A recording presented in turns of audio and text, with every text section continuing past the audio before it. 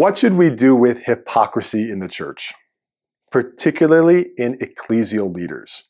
Maybe you've heard the quote, "The best argument against Christianity is Christians." And this really strikes home for us because of all the main arguments, wow, does hypocrisy hit us very deeply. Many people are, in one sense, rightfully tuned out and turned off to the Catholic Church because of hypocrisy, again, especially in leaders. Hypocrisy being a professing belief and love for something, but then acting completely antagonistically towards the very thing we profess to be true. We're two-faced. And this is very painful, and I think one of the best arguments against the church. But I just want to hold out a little bit of my own personal experience with this and what I have found to be helpful. And perhaps it might be helpful for you. I pray that it is. So for me personally, I was in Catholic seminary many years ago. And I was in seminary for 6 years. And in the course of the 6 years, I almost left seminary 3 distinct times, but the most serious of which happened in 2013. And in 2013, here in the Archdiocese of St. Paul and Minneapolis in Minnesota, there was wave after wave and disclosure after disclosure of reports in the major news sites, and it even made national news many times.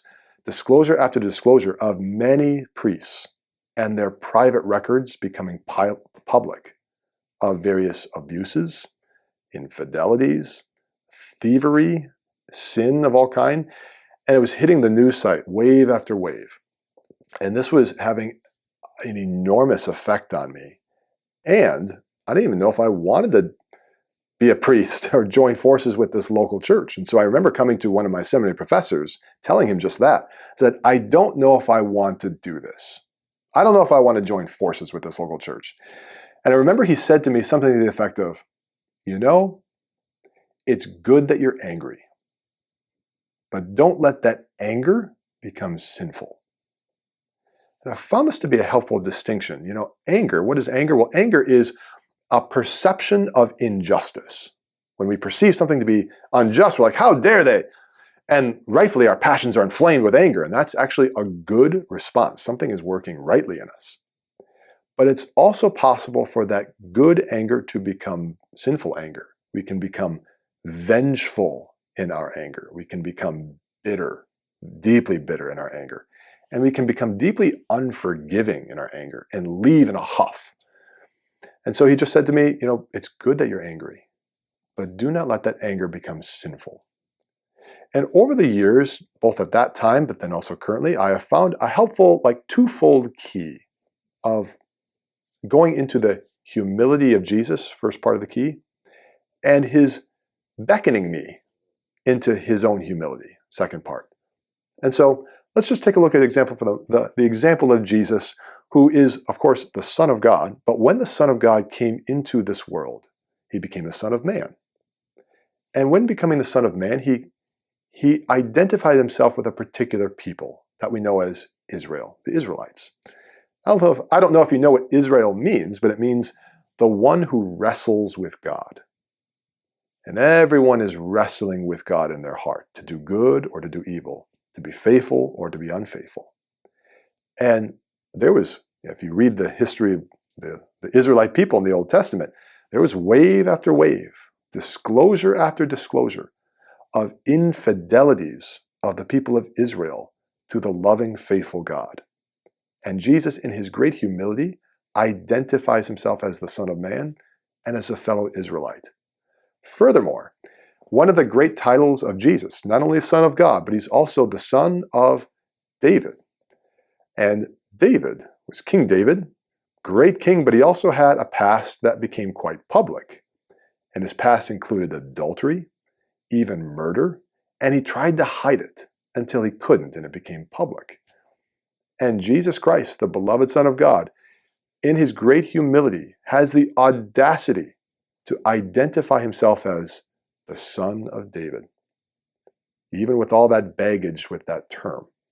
Furthermore, when Jesus built or founded the church upon the 12 apostles, the 12 stones, one of them, Judas, betrayed him for 30 pieces of silver. One of them, Peter, denied him 3 times. at the hour when he was most needed. And all the apostles, with the exception of John the Beloved, abandoned him at the foot of the cross. So we have abandonment, we have betrayal, we have denial. Talk about hypocrisy. And Jesus Christ, in Hebrews chapter 2, verse 11, says he was not afraid to call them brothers. The humility of Jesus, which invites me to a personal humility myself.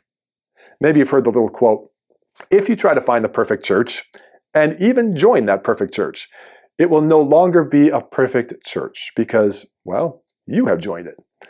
And I find this to be deeply humbling. I try to go to confession. I too am a great sinner. But I've been very convicted, like, suppose my sins were to become public. What if they were to hit the major news sites? Wow, would it look like Father Jake is incredibly hypocritical? And it'd be true, because all sin makes us hypocrites. But it invites me to a deep humility that I too am a great sinner. And I want to repent. And I want to pray for the mercy of Jesus to come upon my sins and upon the hypocrisy of me and also the church, which is why the Kyrie eleison at Mass has had a new and very profound impact on me as a priest. Lord, have mercy. Christ, have mercy on the church, on our hypocrisy, on our sins, but also on my sins. Lord, I need you. I need your mercy. So I found some of these things to be helpful and just hold them out to you as well, to be not afraid to be angry at the hypocrisy of the church, but not let it become sinful, and to enter into the twofold humility, the humility of Jesus, who invites us and beckons us and me to become humble as well. God bless you.